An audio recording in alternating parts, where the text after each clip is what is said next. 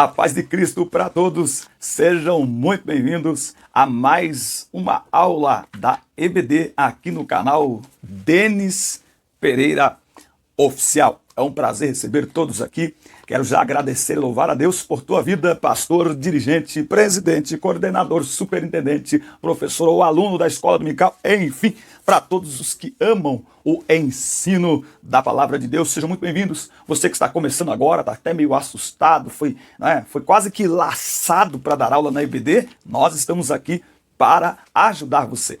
Aqui na descrição dos vídeos tem todas as minhas redes sociais, você conhece melhor a minha vida, a minha família, o meu ministério. Temos viajado o Brasil ministrando a palavra de Deus em congressos, acampamentos, enfim, eventos, conferências, EBFs, e será em 2020, querendo Deus, um prazer cooperar com a sua igreja, com o seu evento, com o seu departamento. Então vamos a mais uma aula da EBD. Lição 9, classe de adultos, para o dia 1º de março de 2020, o primeiro projeto de globalismo, ok? O textuário está em Gênesis, capítulo 11, versículo 9. Por isso se chamou seu nome Babel, porquanto ali confundiu o Senhor a língua de toda a terra, e dali espalhou o Senhor sobre a face de toda a terra. O globalismo afronta os propósitos de Deus quanto ao povoamento e ao governo da terra. Nós vamos entender um pouco alguns aspectos sobre este assunto hoje. Os objetivos é apresentar a segunda civilização humana a partir de Noé, explicar o globalismo de Babel e expor a intervenção de Deus em Babel. Bom, a introdução. Hoje estudaremos a primeira iniciativa de se globalizar a Terra. Tá? Essa apostasia teve lugar em Sinear, na Mesopotâmia. Ali homens ímpios e dissolutos incitaram a descendência de Noé a aglomerar-se num só lugar sobre um único governante. Foi assim que nasceu o globalismo, uma doutrina contrária ao propósito divino quanto à povoação e ao governo da terra. A ordem de Deus que era: cresçam, enchem, multipliquem-se, encham a terra, tá certo? Esta foi a ordem de Deus, tá certo? E o globalismo, ele vem exatamente para afrontar essa ordem de Deus, cujo propósito é a povoação e o governo da terra.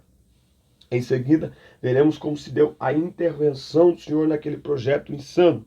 Num único ato, Deus confundiu a língua dos filhos de Noé e os espalhou pelos mais remotos continentes e ilhas. Então, toda vez que o plano de Deus ele está sendo prejudicado por uma atitude humana contrária à sua vontade, Deus intervém. É isso que nós entendemos aqui. Deus intervém para nos levar de volta ao seu plano. Inclusive, o plano de salvação, ele faz exatamente isso. Não é? Então, Deus intervém. Por quê? Porque os planos do Senhor não podem ser confundidos. Os planos do Senhor, eles não podem simplesmente ser trocados e mudados. Não. Os planos do Senhor, eles precisam e devem ser estabelecidos e concretizados. Tópico 1. A segunda civilização humana. Neste tópico veremos que após o dilúvio, o Senhor firmou uma nova aliança com Noé. E assim o patriarca deu início à segunda civilização humana. Todavia o seu filho mais novo, rebelando-se, inaugurou outro período de decadência e menosprezo em relação aos mandamentos divinos. E aqui ele tem o primeiro tópico, a apostasia de Cã e de Canaã. Não é? O que é apostasia? É abandonar a fé, ok? De forma proposital, de forma premeditada, não é? O episódio da vinha de Noé acabou por revelar a irreverência de Cã, o seu filho caçula, e a maldade de seu neto Canaã. Tinha iniciado ali uma apostasia que, se não fosse a interferência divina, comprometeria a ordem de povoar a terra.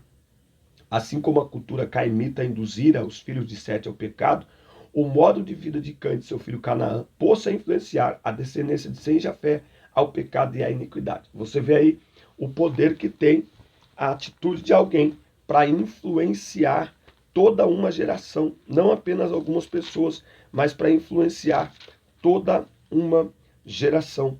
Olha aqui, 1 Coríntios 15:33. Não vos enganeis, as más companhias corrompem os bons costumes, não é? Então nós temos aquele ditado, diga com quem anda, diga quem és. Então, um grande problema que nós temos nós somos seres influenciáveis. E muitas vezes nós estamos sempre em companhia de pessoas que nos influenciam para o mal, que nos influenciam, nos afastam de Deus. E nem sempre nós temos discernimento para perceber isso. Não é? Às vezes pessoas que estão próximas a nós, que frequentam os mesmos ambientes, nós precisamos buscar de Deus esse discernimento. O enfraquecimento da doutrina de Noé. Com a multiplicação de seus filhos, Noé começa a perder o controle espiritual e moral sobre eles. Sua doutrina já não era seguida como antes. Haja vista que Cã, seu filho, viu a nudez de seu pai e propagou-a a seus 2 irmãos, um desrespeito à dignidade de Noé. Eu achei muito interessante isso aqui. Noé começou a perder o controle espiritual e moral sobre os seus filhos. Eu tive uma conversa há alguns dias com uma pessoa, porque um dos sinais, presta atenção nisso, um dos sinais de que Jesus está voltando, um dos sinais que está sendo esquecido pela igreja é a divisão, a contenda entre pais e filhos. É um dos sinais. Filho contra pai, pai contra filho, sogra contra nora e nora contra sogra. É um dos sinais, ou seja, ruptura na família, contenda na família. Esse é um dos sinais. Mas muitos pais hoje estão perdendo, como não é, o controle espiritual e moral sobre os seus filhos. Por quê?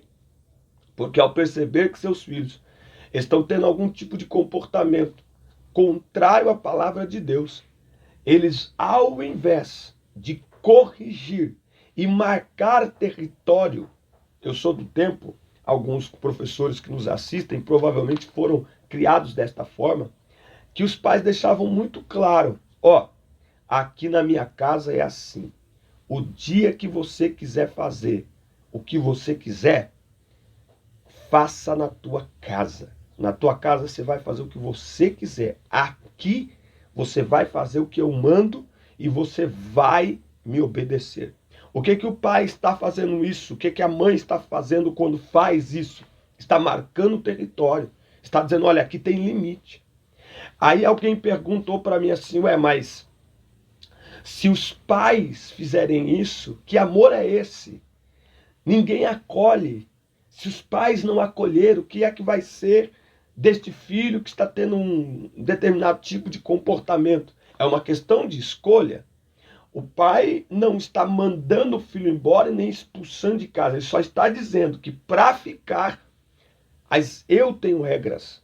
Para ficar, eu tenho princípios. E quem mora debaixo do meu teto precisa ser, no mínimo, respeitar esses princípios. Porque, afinal de contas, a nossa casa é o único lugar onde ainda podemos manter certos valores e princípios para a fé e também para uma boa convivência familiar. Então, assim como Noé, muitos pais já perderam o controle moral e espiritual sobre seus filhos, porque aceitam que os seus filhos tenham todo tipo de comportamento dentro de casa. Os pais precisam acordar. Isso aconteceu com Noé, depois isso aqui aconteceu com Eli, ok? E tantos outros. Os pais de Sansão não conseguiram controlá-lo, ok? Tentaram, mas não conseguiram, tá certo? Eu sei que há todo um enredo ali, mas muito difícil. Então, a nossa casa é o único lugar onde a gente ainda pode dizer, aqui é assim, porque eu e minha casa serviremos ao Senhor. Então, amor que permite o filho errar, sabendo que esse filho vai para o inferno, isso não é amor. Isso é qualquer outra coisa. Quem ama corrige, quem ama estabelece limites. Apesar de sua prodigiosa multiplicação, os filhos de Noé ignoraram a ordem divina quanto à povoação da terra. Ao invés de se espalharem, aglomeraram-se desobedientemente num só lugar. Então essa não era a ordem de Deus. A ordem de Deus era para se espalhar. E Deus sempre vai intervir. Lembra lá em Atos? Qual que era a ordem? Ficar em Jerusalém até que do alto sejais revestidos de poder. Atos 1:8, e recebereis poder que há de vir sobre vós e ser-me-eis testemunhas. Tanto de Jerusalém, Samaria até os confins da terra. O que aconteceu? Eles receberam poder e ficaram confinados em Jerusalém. Aí em Atos 8 começa a perseguição. E em Atos 7, né, começa a perseguição. E essa perseguição vai fazer o quê? Ela vai fazer a igreja se espalhar. Quando a igreja se espalha para fugir da perseguição, por onde ela passa, ela vai semeando a palavra, ela vai pregando o evangelho e mais igrejas vão surgindo. De repente, o império se vê numa situação em que aquilo que ele tentou confinar, na verdade, se espalhou por todo o império e está causando um impacto extraordinário e assustador para o império em todo o império. Então, não adianta tentar interferir, tentar confinar aquilo que Deus fez para ser espalhado. Tópico 2, o globalismo de Babel.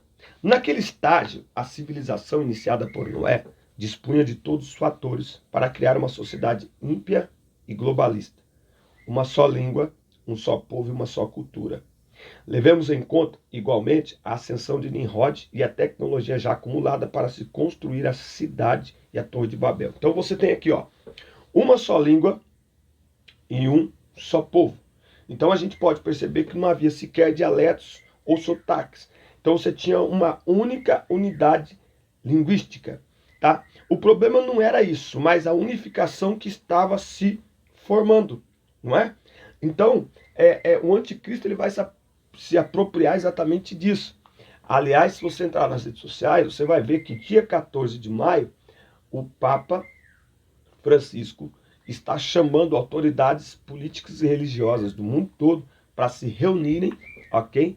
Porque a ideia é criar um governo, uma liderança, ou seja, não está se falando ainda em apenas uma pessoa, mas um governo único, uma liderança única, ok? Então a igreja precisa abrir os olhos.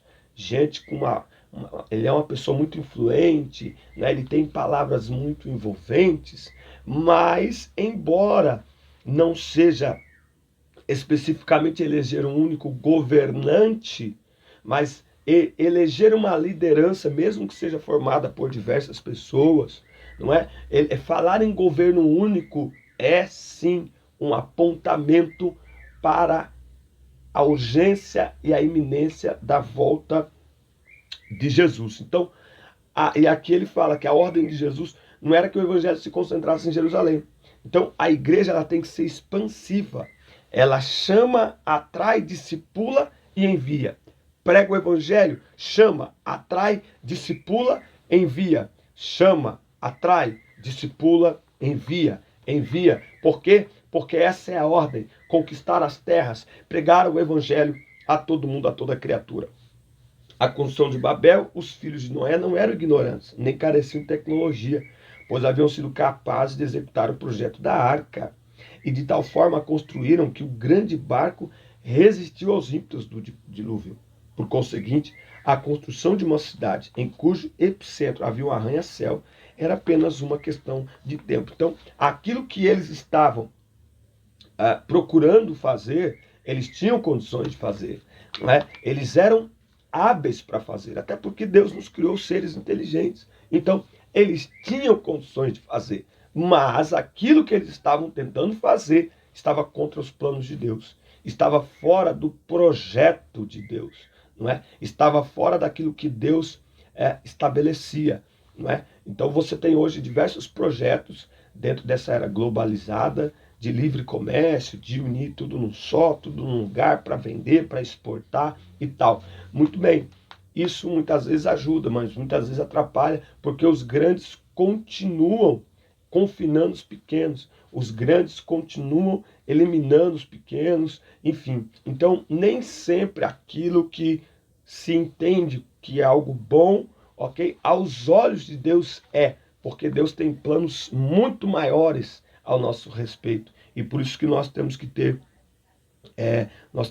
muito cuidado para não fazermos algo que num primeiro momento parece uma boa ideia, mas está fora dos planos de Deus. A intervenção de Deus em Babel. Para salvar a humanidade de si mesma, Deus interveio, confundindo-lhe a língua, e em seguida dispersou os descendentes de Noé para que povoassem as mais distantes ilhas e continentes. E aí depois ele chama Abraão para ser o pai na fé. Então, Deus interveio, porque Deus intervém, porque ele é soberano.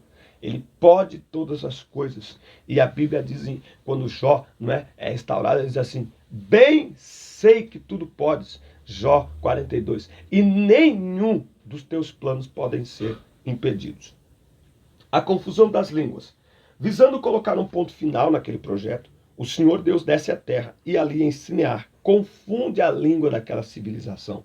Desentendendo-se, os filhos de Noé reagrupam-se de acordo com sua nova realidade linguística e espalham-se por toda a terra. Deus aqui, ele é no ato de misericórdia, né? Porque ele poderia ter destruído todo mundo. Seus rebeldes, vocês, não viram tudo o que aconteceu no dilúvio? Vocês ainda não aprenderam? Mas veja que a misericórdia de Deus se manifesta até quando ele tem que intervir, até quando ele tem que corrigir a nossa rota. Ele o faz com misericórdia. Ele o faz com amor, tá certo? E esse aqui é um outro momento. Por que lá no dilúvio muitas pessoas foram destruídas e por que aqui não? É um outro momento, é uma outra história. O efetivo povoamento da terra. Sabemos que Deus forçou os descendentes de Noé aos confins do mundo. Caso isso não tivesse acontecido, aquela geração teria o mesmo dilúvio, o mesmo destino dos pré-diluvianos.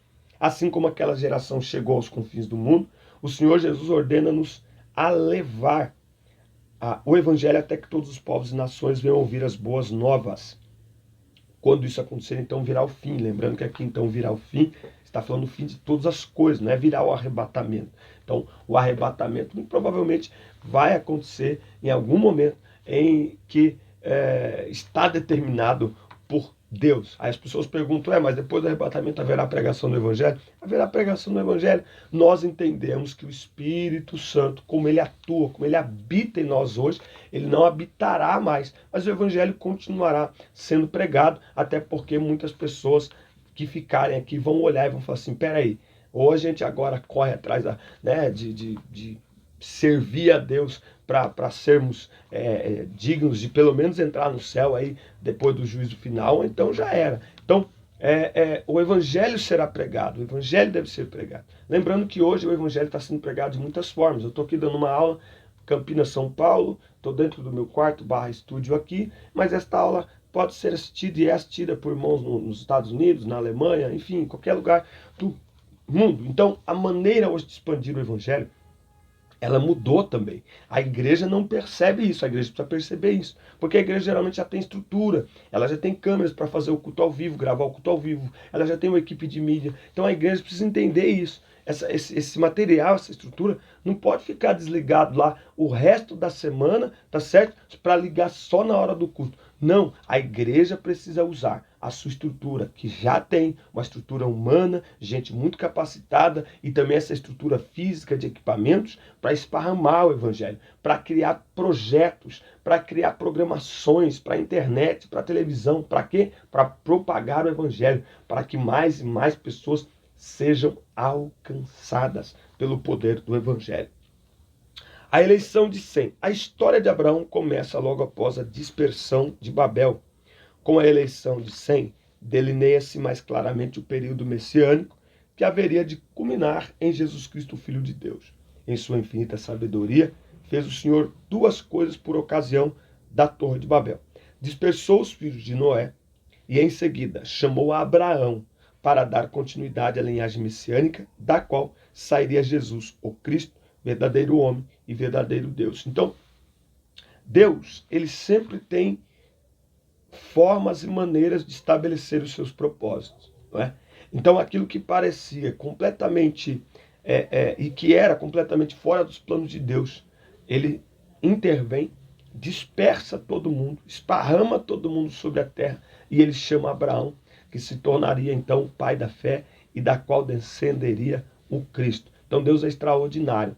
de situações conflitantes e confusas, Ele faz milagres, Ele faz grandes coisas, Ele opera maravilhas. E isso nos mostra Deus trabalhando para estabelecer o seu plano. Isso nos mostra que Ele não deixou os homens largados, soltos aqui na terra. Criou e jogou e falou, não, Ele tem um plano para nós. Ele nos criou com um plano. E como um pai, Ele vem intervindo e Ele vem trabalhando e Ele vem agindo para nos levar a este plano que está de acordo com a sua vontade, que é boa, perfeita e agradável.